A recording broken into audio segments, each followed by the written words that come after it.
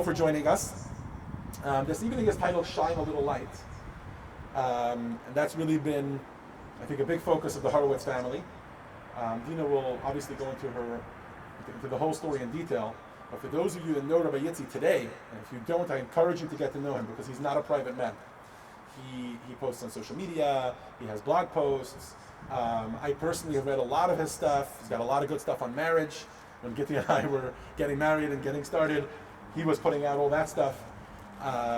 He has a lot of good stuff on Pirkei Avot, which sometimes which also just returned in person, but our Ethics of Our Fathers class, sometimes we quote him from there.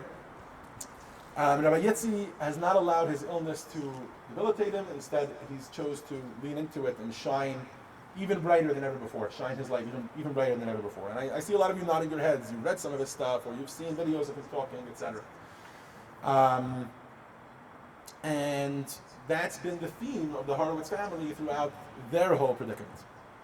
Throughout the past 12 months, each of us, and I don't even know everybody's story, we're only just starting to get to know how each person went through it, who had a loved one that really battled COVID but came out of it, and that sort of thing. Each of us has had our own predicament. Not to say that our lives don't have their ups and downs always, of course they do. But over the past 12 months, Hashem said, you know what? Let me see how much I can squeeze the olive. Let's see how much light we can get out of it. And the question is that the message that we're seeing in our struggles? Are we seeing, as Dina likes to put it, the silver lining of our faith throughout it all? I don't think Dina really needs any introduction, and I don't know if she should be introduced as Rabbi Yitzi's wife, or as the mother of 7 children, or just as Dina, who has such a powerful message. So therefore I'll just avoid all the titles, and I'll just ask you all to please give a warm Pasadena Jewish Academy welcome to Mrs. Dina Hurwitz. Let me know if that's okay. Yeah, I'll adjust it. Okay. Can you hear me? You can't. Okay. I've never been too tall for anything, so. How about that? Perfect. Alrighty. Thank you so much. This is actually my first time giving a live talk in over a year, and it's very exciting for me. I did try a few Zoom talks, and they're very challenging, and they're missing something special of connecting with people, getting to speak to you afterwards, seeing your facial expressions, and I'm really excited and grateful to be here today, although it's been a hard year, so I wonder how much silver lining I have today, but I'm sure there's always some. My name is Dina. I grew up in Huntington Beach. My father is a Chabad rabbi out there. And when I was 14, I went to New York for the year to learn in Beis Rivka. And I stayed with my cousins, and one of my cousins had this best friend, Yitzi. He lived across the street, and oh my, I had never seen somebody with the energy that Yitzi has. Now, I don't know if you guys know how it is in Chabad. When you have your eye on somebody, that basically means nothing, right? You just turn red when they walk in the room, and you walk out, and that's about it. And I told my mother I'm going to marry him, and she laughed at me. But actually, Yitzi's the only person I ever dated. I was 21 when we got married. He was almost 24. And we both talked about what our dreams and goals in life are on our dates. And I had grown up in a Chabad house. My father is a Chabad rabbi, and it was something that I thought was very meaningful and very valuable, and I wanted to have the same life. And my husband grew up in Crown Heights. And his father's a wonderful man. He cuts diamonds. He's one of the most simple, honest, beautiful people I've ever met. And it was Yitzi's dream to be the Rebbe's soldier, as he put it, and to go out and open a Chabad house somewhere. And on our dates, we talked about where was acceptable to go. Siberia was out, right? I told him it was United States or Israel for me, and we had to be driving distance to a Jewish school. I didn't want to send my babies away young. Somehow, we ended up in Temecula. First Boulder, Colorado for a year, and then Temecula. Now, Temecula, when we moved there, had about 40,000 people. And the mayor of Temecula used to help us with our menorah lighting, and he always used to say that I was personally responsible for the population growth of Temecula. We had 7 kids. The population there grew to about 150,000. It's a beautiful community, and it's about 50 miles from San Diego, where we took our kids to school, which I would take them to school and go home, and then go back and pick them up. And so if you do the math there, that's about 1,000 miles a week. And I tried to tell God that wasn't what I had in mind when I said driving distance, but it worked. It was really like a quiet, beautiful life over there. It's a very nice neighborhood, very nice people, very middle class, hardworking, a lot of military families there. And then the economy kind of took a turn for the worse. And a lot of our people in our community, they lost their jobs and they lost their houses. And it's tough when people come to the rabbi and ask him for money for basic things like electricity and food. And it was really tough. And to support our family, my husband took 2 more jobs. One of his jobs was that he was a Jewish chaplain in a facility for the criminally insane, which is like near, right before you head up the mountains to Big Bear. There's an area called Highland. It's over there. And the other job he did was the kosher supervision at a dairy farm. Now, Yitzi has this fantastic attitude. Whatever he's doing, he's going to give it his best. He's really like a great optimist. Like, I call him an optopotamus, which is my made-up word for him.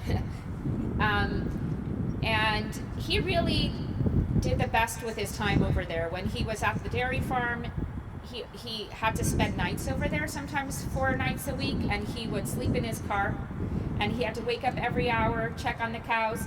But he also did a lot of work there, prepared all of his classes, all of his paperwork, and he would run into Temecula, take a shower, and give a class, and then run back. He was so busy. I remember bringing him dinner one night, and he was playing guitar to the cows. Old MacDonald had a farm.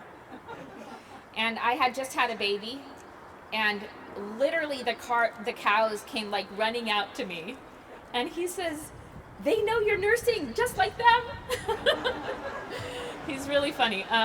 Anyway, his only the downside is that he didn't have enough time to spend on his baby, which was Chabad, and the family. We really only saw him on Pesach, on Shabbos. Pesach is clearly on my mind. On Shabbos. I remember for his 40th birthday, I remember thinking, I wish like we could spend more time with him, and I wish money wasn't like the deciding factor in everything. Anyway, about a half a year later, we started to notice some strange symptoms. Yitzi told me that every so often his tongue feels heavy and it doesn't work right. And I told him, because somebody had told me that when you're 40, you're an adult. So maybe you need to sleep in bed at night and, switch the schedule around. And in the beginning it helped, and then it came back, and we started going to doctors, months and months and months of doctors, until on his 41st birthday, Yitzi was diagnosed with what's called bulbar onset ALS. So the bulbar onset means it starts at the top of the spine, in your head, and that controls your ability to speak. That's the first symptom. And also your emotions are a little bit all over the place. Like if you hear something funny, you'll laugh for like an hour, or if you hear something a little bit sad, you'll cry for an hour. What's interesting is that he really didn't cry. He was completely not in control of his emotions, and he was just so certain that God has a plan for him here. He absolutely did not cry. Not never. There are a few times over the years that he did. I'll share them with you soon. This was as you can imagine, a big change for us. It was devastating. He's so healthy and big and strong and talented energetic, and to be told that he has a disease that has no cure, and the lifespan is 2 years from the onset of symptoms, which we were already like a good half a year into by then. What's really interesting is that first, before his body even changes, before all of the losses even happen, there's this huge loss, which is like the loss of your dreams. Yitzi and I got married young. Our first child was born 10 and a half months after we got married. And our seventh child was born when she was 9 and a half. They were really close together. And we used to talk about how much fun we're all going to have when the kids get out of the house. You know, like, we're going to see the world. We're going to take a rock climbing class. We're going to, I don't know, so many dreams that we had. We're going to grow old together. And before there's even any changes, those dreams become like these huge fears. You know, like, you have to rethink your entire life. And there was a lot of changes in the beginning. First of all, our kids at the time that he got sick, the little ones were 6, 7, and 8, and they were in school in San Diego, and our older ones were 11 and 12, and 14 and 15. And they were going to school in Los Angeles, coming home every Shabbos.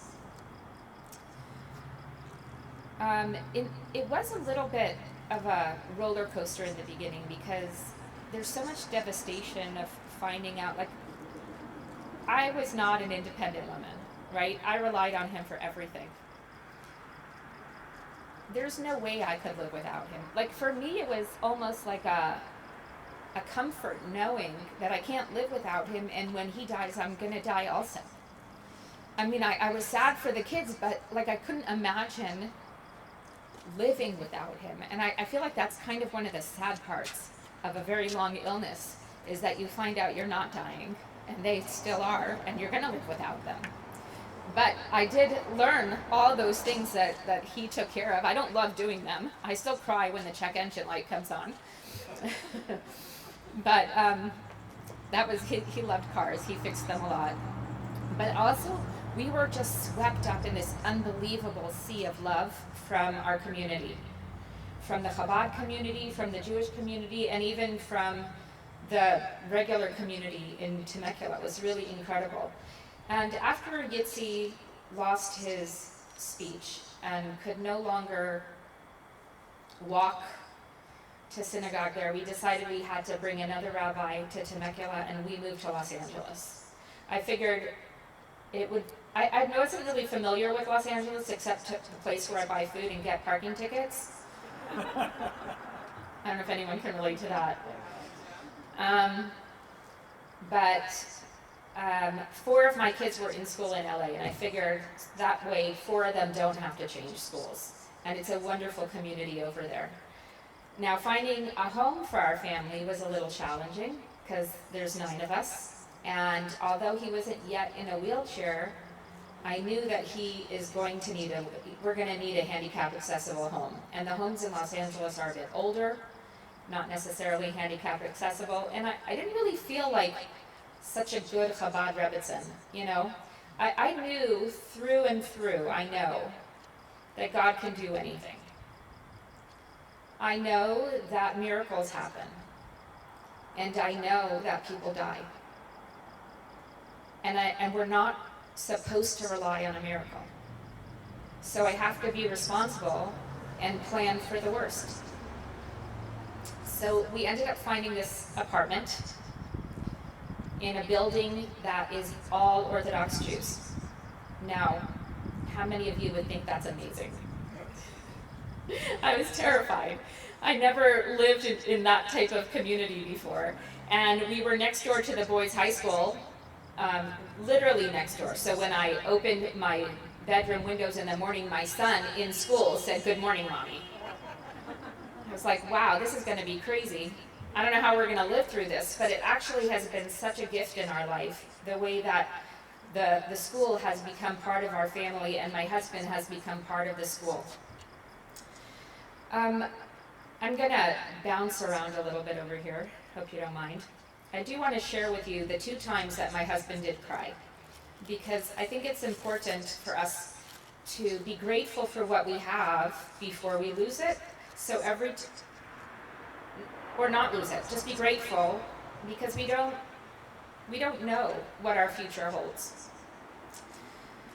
My husband loves davening, he loves praying, and his speech was really the first to go.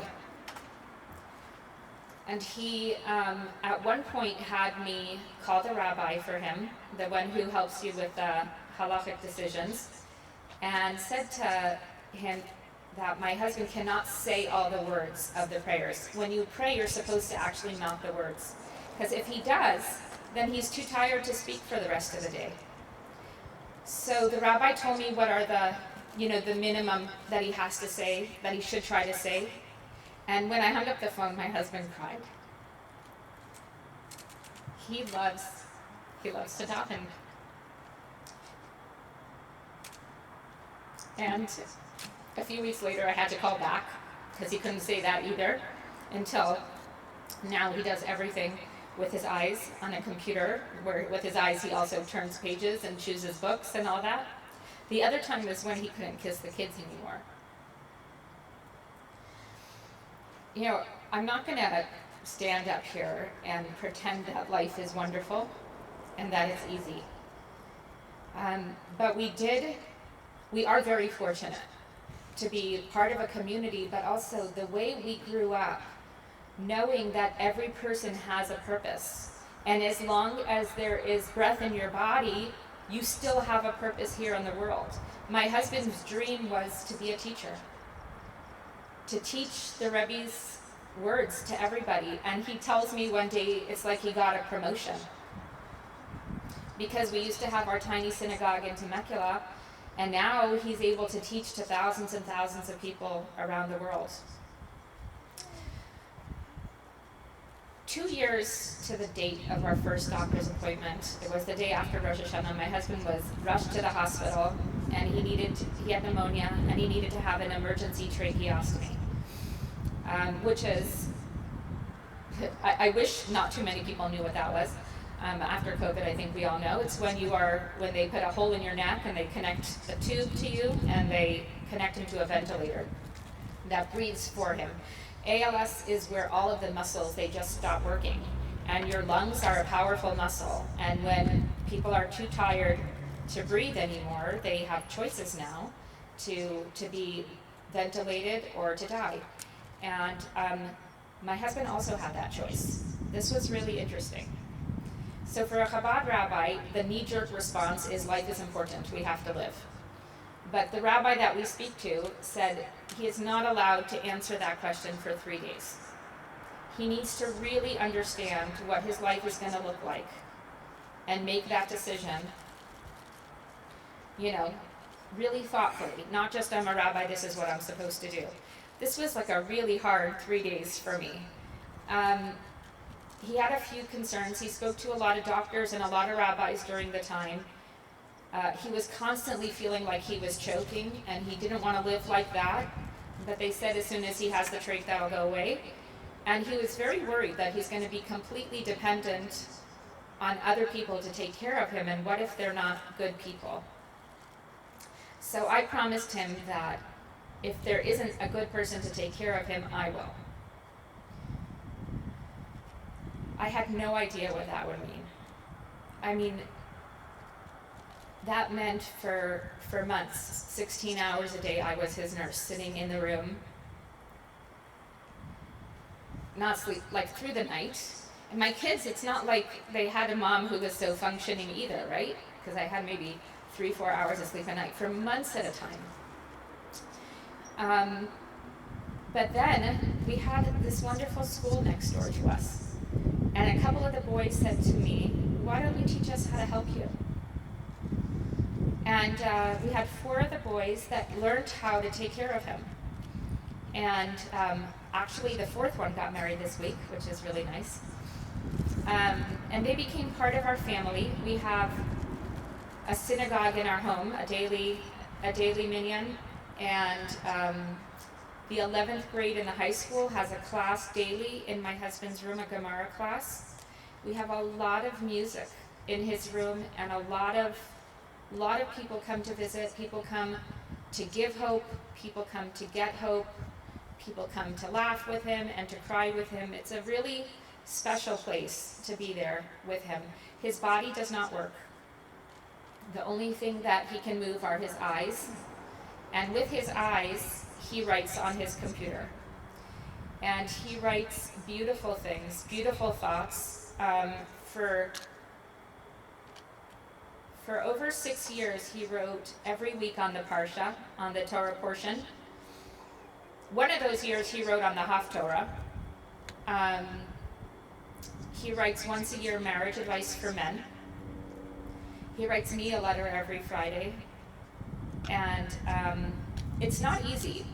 It's not easy for him. The first thing, when he was in the hospital getting the trach, the first thing that he figured out how to write to me took him 2 hours. And here I am, like, so worried, sitting with him at the hospital, and he wrote this message for me. It was early in the morning when he finished. Good morning, Dina, my love. I'm sorry you are tired. I love you and I appreciate you more than words. And now he writes that in, well, now is a little different, but for many years he wrote that in like 2 minutes, and he sends me a text message every morning, some variation of that, as well as another text that I get from him often, you fetch so nicely. It's my superpower. And plenty of, like, he sends text messages to all the kids, and he communicates with his, with his computer to a lot of people through email and text messaging. He really has an incredible attitude. You do not walk into his room and he's not feeling sorry for himself. He's not angry. A lot of people have a hard time being taken care of. And he's really accepted all of this with an incredible level of grace. That being said, this has been a long time. He was diagnosed in February of 2013. My baby, who was 6, is 14 now. And it's like a long time. It wears you out. No matter how strong you are, no matter how positive, it's a hard life to live. It's beautiful and meaningful, but it's also hard. It's also lonely. And then on top of that was Corona, right? I believe that a lot of people could relate to the dreams dying in terms of this year. Our way of life is not available to us anymore. Some people had vacations planned, weddings planned, bar mitzvahs planned, graduations, parties, anything. You want to see your family, and all of that was taken away. And some people really saved up their whole life for things like that, or your whole wedding. Your whole life you dreamt how your wedding will be, and now it's nothing like that. I really think it's like the test of humanity when we're given a curveball like that, what we do with it. How do we approach that? Now, I think that all human emotions are important, right? And I think it's okay, like my daughter says, it's okay to have a pity party, but we can't live there. What I do, I like to check in with myself when I'm feeling like an uncomfortable emotion and ask myself, what is it that I'm feeling? Are you sad? Are you lonely? Are you scared? Are you angry? Like, what are you feeling? I think it's important for us, in order to help ourselves, because what we found out this year is we have to help ourselves. Figure out what it is that you're feeling and why, right? So for me, let's say fear. Fear is a big one for me. I'm terrified of raising my family by myself.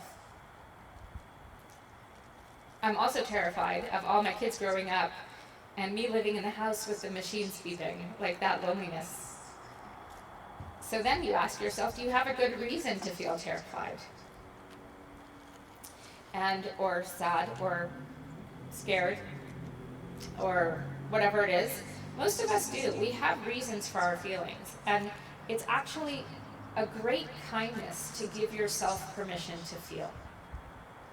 Because if you deny yourself some emotions, you end up denying yourself all emotions. If it's safe for you to feel scared, it's safe for you to feel happy too. If it's safe for you to be sad, it's also safe for you to be hopeful. But when you start denying your emotions, they don't know which ones you're denying. You're not only going to be happy and hopeful. We really owe it to ourselves to be that kind of truthful with ourselves. So it's okay to be worried. I mean, the political climate is worrisome. The health climate is worrisome. The mental health is terrifying. If we denied our feelings, we just wouldn't be helping anybody. I think it's really important to give yourself the space and the dignity to feel what it is that God has placed before you as a test and as a challenge, and to acknowledge those feelings. Right now, we're at the beginning of the month of Nisan, the month of Pesach. Typically, it's named Nisan because there were a lot of miracles, which in Hebrew is Nisim, that happen in this month. And there's a verse that comes to my mind. Bechol dor vador chayav adam liros et atzmo ki'ilu hu yatsa mimitzrayim. In every generation, each person has to see themselves as if they were redeemed from Egypt. That means that no matter how enslaved we are in our mentality, in our situations, in our jobs, in our marriages, sometimes, hopefully not too much, we have already been redeemed.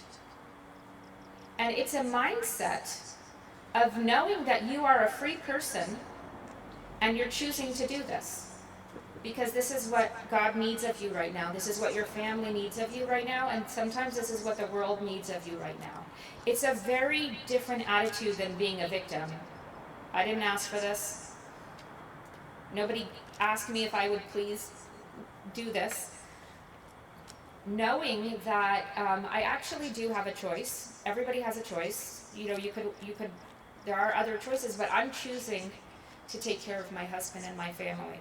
It's a complete shift in your mind of whether you're a victim or whether you have been redeemed, whether you're a free person. My grandfather taught me how to peel vegetables, and he told me that he loves to peel vegetables and to wash dishes because he could think of anything. He was a great Torah scholar, and his mind can go anywhere when he's doing those things. Now, most of us are all stuck at home.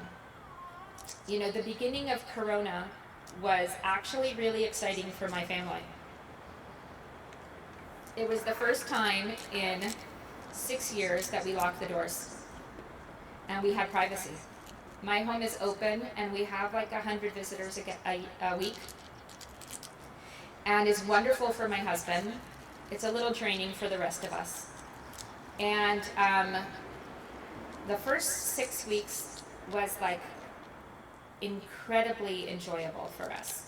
I had 2 boys that had already left to school, and most of the time when your boys leave to school, they don't come back for extended visits. So they came back, which was great. So I had 5 kids at home, and we were allowed to stay in our pajamas.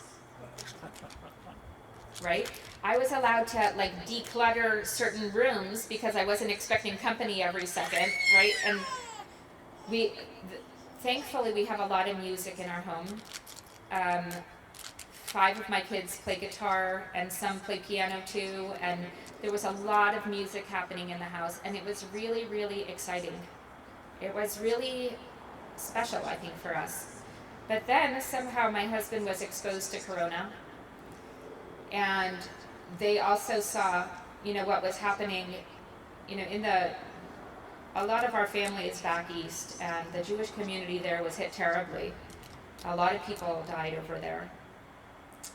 And the fear that set in was so huge because there was a feeling of, if this is his time, this is his time. It's been a very long time. But then there was this other feeling like nobody deserves to die alone. Nobody deserves to not have a funeral and not have the shiva.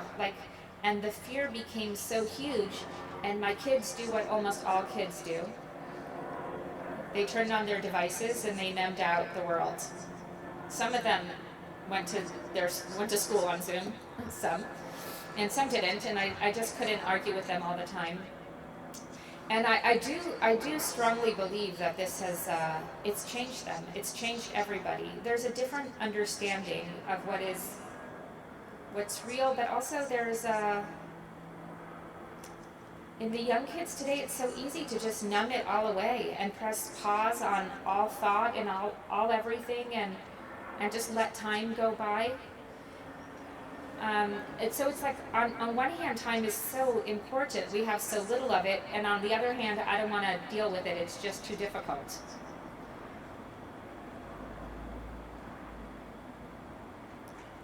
So, at the same time, our nurses got COVID, and we didn't have enough help, and it was me and my 15-year-old daughter and my 20-year-old son who were the nurses for sometimes like a week at a time or so.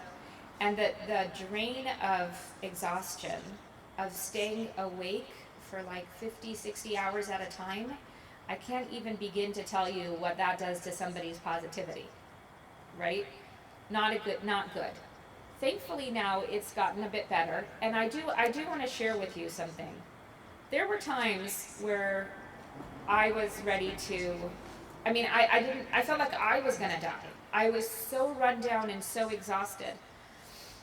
But I think it's important that we give ourselves time. And we know that this too shall pass. This is not a permanent situation. The way we live right now is not permanent, and things are gonna change.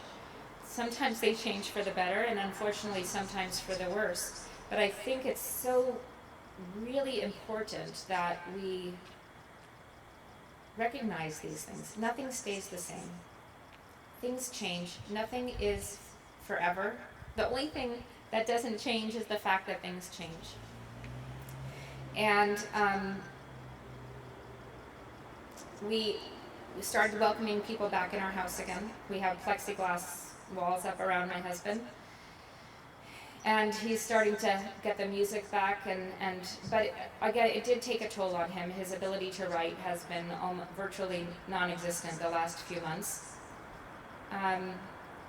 But what we've learned so much. Everybody has a journey that they're on. Everybody has struggles that they go through. Nobody gets out of this life, just skates by. Everybody's got a story to tell. Everybody's got heartache and things that keep them up at night. And one of the things that I realized the most during Corona is how important it is to be connected to people. And of course, it was the hardest to be connected to people during Corona, but and you have to work harder to do it. But if you're disconnected from everybody, you're in a serious danger zone. And friends and community mean everything. The difference between going through something by yourself and going through something with friends makes all the difference in the world. Like, they can't change the pain, but your perception of I'm alone in all this, or I have wonderful people to lean on, it changes your attitude towards everything, which is really, really important.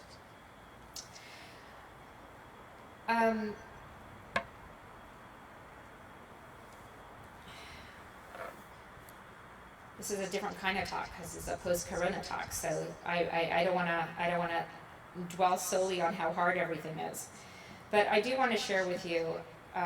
Yitzi, I told you, is an optimist, a severe optimist, and next to him, I always thought I was a pessimist. I'm not. I'm just normal. And he used to buy me books on happiness all of the time. And I would tell him, first of all, I was a little offended, to be honest. I didn't have the greatest childhood, you know, and I'm like, there are things that get me down, I'm not, like, my default setting is not always happy, but, like, does it have to be? Anyway, then he got sick, and I thought to myself, at that time, they told us 2 years, we have very little time left. What kind of time is it going to be? And at that point, I decided it's going to have to be good time. And I'm going to learn how to have a happier attitude, how to make the home feel like a happy place. So deciding to do that, I realized I'm going to have, you know, like a plan of action, because things don't happen by themselves. It's like deciding that you want to lose weight. Nothing happens. So this was my action plan. The first thing is, I have a house full of teens and preteens at that time. And when I don't have to be right. I don't have to be right. I'd rather have peace in the house than my kids think that I'm like super politically informed. I don't care. I don't have to argue with them. If this is not going to matter, I don't have to be right.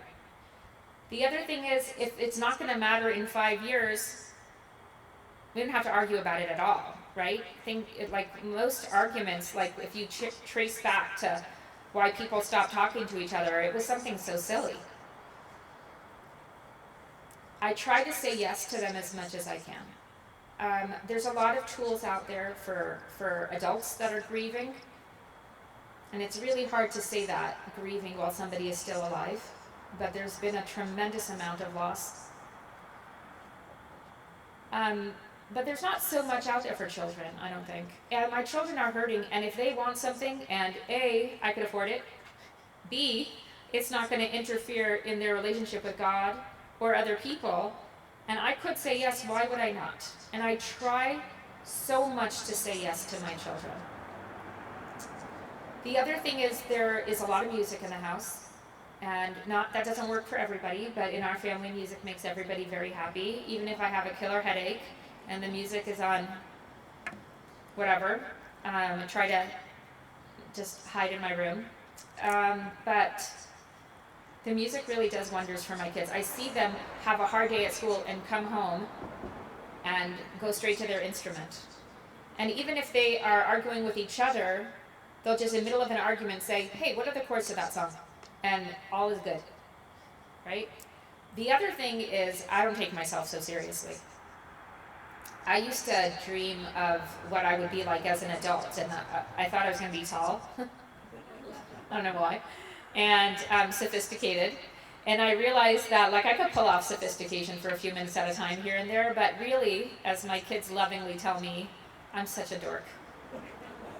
And I fully embrace it. You know, it's so hard to try to be somebody you're not. And I'm silly and I make dumb jokes, and they have perfected eye rolling like you would not believe it. And then you have to hear them make a dumb joke, and they're like so embarrassed. They're like, I don't even know if that was a mom joke or a dad joke. It was so bad. But there is generally a happy feeling in my house, and I do think that we are all capable of that. Now, we're not capable of anything 100% of the time. But the things that are important to you, you spend time on, and you spend emotion on it, and you spend energy on it. And the hard part is when you run out of energy. And when you run out of energy, you rest. And it's true, you still have to take care of everybody, but you rest to a certain degree. You do what however you can. I have not been able to rest for a long time, but then I had a nurse for 2 days last week, and I ran to a hotel 10 miles from my house, and I slept for 2 days, watched the ocean, and that was my rest, and it actually was very helpful. And I know that not everybody is even able to do that, but I do think it's important to recognize that we do get burnt out. And when we're burnt out, everything is worse. So we have to try our hardest to not get burnt out. And while I'm saying that, I recognize that a lot of the things that we used to do to not get burnt out, we can't do anymore. Some people like to go to the gym, and some people like to go to coffee with friends and have a book club, or watch sport, or go to a game or something. And all of those things have been taken away from us. And what did they say? What's the father of invention? Mother of invention, of course. Necessity, right?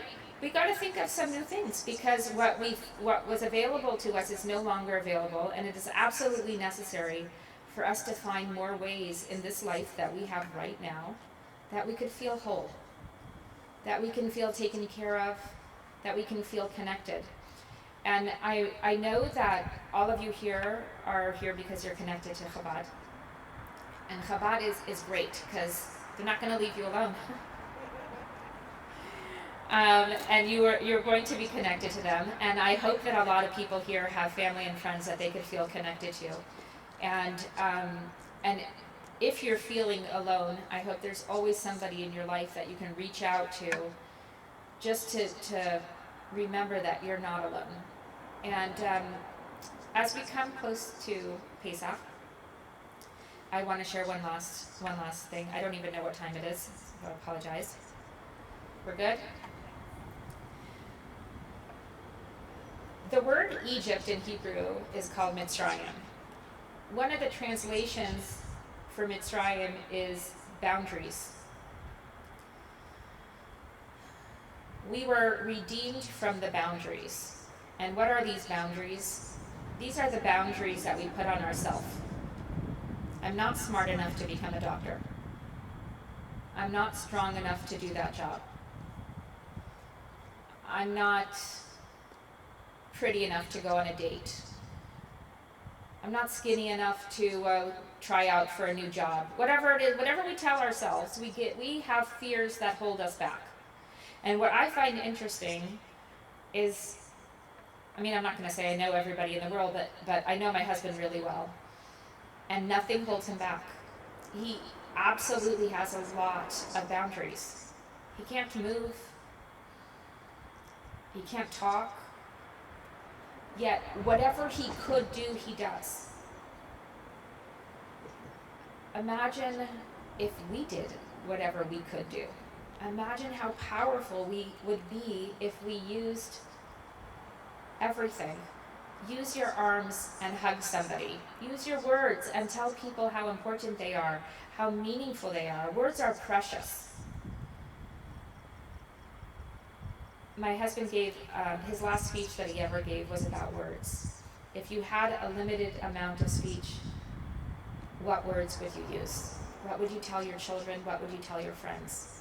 Now, we like to live like there's no end in sight. But every once in a while, remember how blessed we are to have our words, how blessed we are to have our arms and legs and our family, despite all the restrictions that we have today, despite how scary the world is today. It's been a lot worse. It's been a lot worse. And we're going to be okay. We might be different. Nobody comes out the same after surviving a storm. We're going to be different, but we're going to be okay. We might even be better. I want to end off with wishing everybody a Chag Kasher V'Sameach, and I will take any questions if anybody has anything they want to share. Yeah.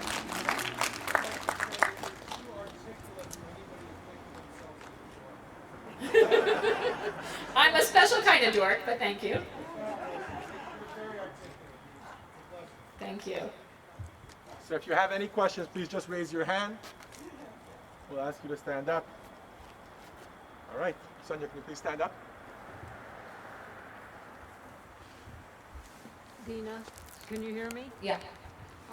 How does your husband communicate with his eyes? With his eyes? Yeah, you said with the computer. Yeah. That if only his eyes move, So we have a special computer that has a sensor on the bottom that tracks his eye movement. Oh. And there's like a keyboard where he selects letters by looking at them. And it has word prediction and word association. So for a Chabad rabbi, if you write the next word that's going to come up is coming, and then of Mashiach, right? I mean, you don't have to select those words, but that's what it's really devastating when his predictions just disappear, because then he has to write and it takes him a while. And then we have an ABC chart that through colors and the boxes we're able to see. His computer doesn't always work well right now. His eyes are very tired. On Shabbat, he doesn't want to use the computer, which you're allowed to use the computer on Shabbat. He just doesn't want to. So, I mean, he uses his eyes, and we help him. Thank you, Sonia. Any other questions? Go ahead. Vicky, stand up. First of all, I just want to say thank you for coming to speak to us about something so personal and so difficult. And what an amazing thing is to hear you speak. And I've had the pleasure of meeting your husband and how inspirational you both are. And when you say sometimes it's really hard, you have always had a great attitude and a positive attitude. And thank you for that, because it inspires the rest of us when we feel sorry for ourselves to do more and not feel so pathetic about ourselves. What do you recommend to say to young people who are suffering now and feel their life isn't what it should be? What words of inspiration can we talk to our children and grandchildren about? That's a real hard one. I'm not sure if everybody heard. The question was, what words can we tell our children and grandchildren when they're worried about the world and what's going on, and that their life is not going to be what they thought it would be? I'll be honest, how many here, even before this year, how many people here, their life turned out how they thought it would turn out? Literally only the Chabad rabbis.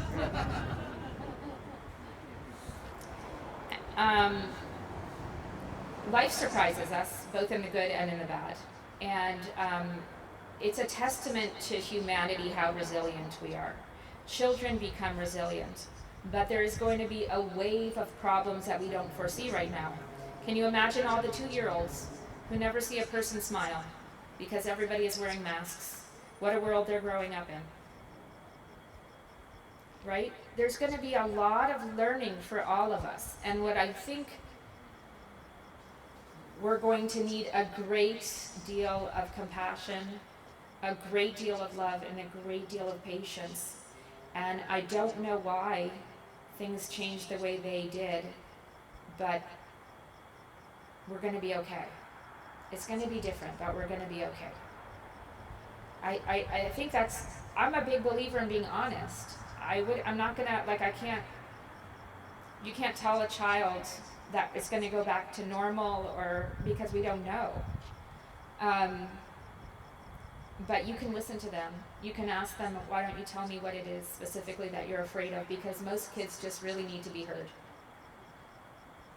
I think that's a big one. Thank you. Lisa, if you can stand up and if you can speak up like that, we can hear you. As best as you can. Okay, we're together, and this is the second time I've heard you speak, because I find you very inspiring, having gone through something really traumatic when I was a child, and not having been raised with the kind of optimism that you are able to project to your kids, but having gone through something that was, I don't want to get into it, but and so I'm always grateful to hear your positive message.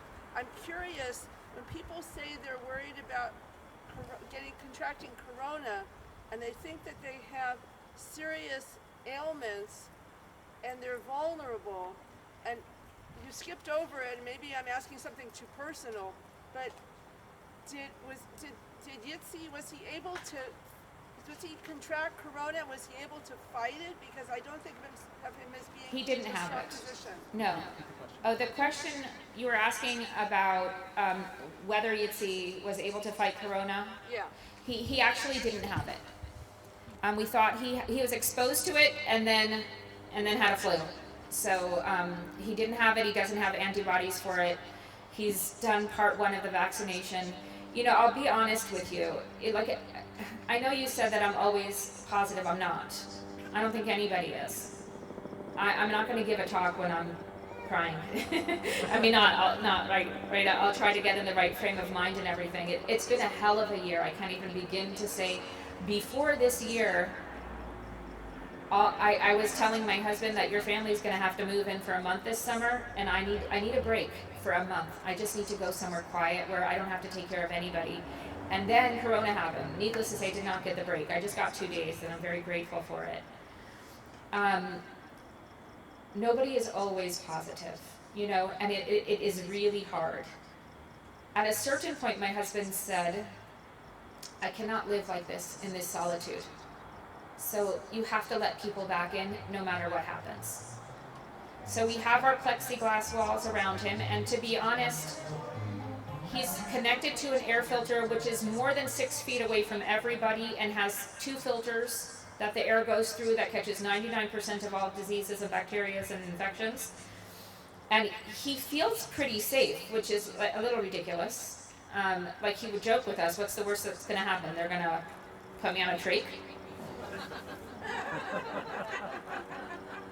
And I was like, I don't mean to be the mean guy, but no, that's not the worst that could happen, right? But he just did not want to live in solitude anymore. So we did open up our doors. Most of the people that come in had corona already and have antibodies. They're very careful. And again, we have the plexiglass around him when people come a little closer. But it's still quite a threat. And he had his first part of the vaccine, and or we're going to get the second in another week or 2. Okay, thank you. Any other questions? Feel free to raise your hand. Right here, go ahead, Marilyn, stand up. I just want to know, Dina, I know you must be angry sometimes with your children or the sounds or your life. What do you do? How do you control that so it doesn't affect your children? So I'll be honest with you. Okay, she's assuming that I'm angry sometimes. And how do I control that so it doesn't spill over to everybody that walks in my direction? I have no idea. No, I'm just kidding. I'll be honest with you. I was never angry until about 1.5 years ago. I was never angry. And then I became so tired. And that tired made me angry. And the fact that there are people that we rely on and they're not reliable, that made me angry. I write a lot. I don't publish it because it's angry. No, sometimes it is. Sometimes it's not. But I write. I write in a journal, and I started learning guitar, and that helps me. Before Corona, I started taking boxing lessons because I felt like that's a way to get the anger from in here to out there. But that's not available anymore. And it actually in the Torah it teaches us that you're not supposed to be angry. It's the one emotion that says, being angry is like worshiping idols, because you're giving somebody else power over God, as if what happened to you wasn't by God's design, right? I discovered a technicality. If you're angry at God, it's not like you're denying God. So you could be angry at God, but we're not supposed to be angry at other people. And I think I just actually recently started reading some books on caregiving and being a caregiver's wife. There are people that are very angry out there, angry at a life that they thought they were going to have and didn't have. I mean, I feel sad about that. I was 38 when he got sick, and I'm 46 now. That's a lot of my life that I didn't live. I just took care of other people. which is important. But we want to do both. We don't just want to survive. We want to really thrive in this world. And I look forward to a day that I could feel like my family is really thriving. But for now, we're surviving, and we're surviving all right. And I'm proud of that. It doesn't always feel like enough, but I am very proud of that. Thank you. Any other questions?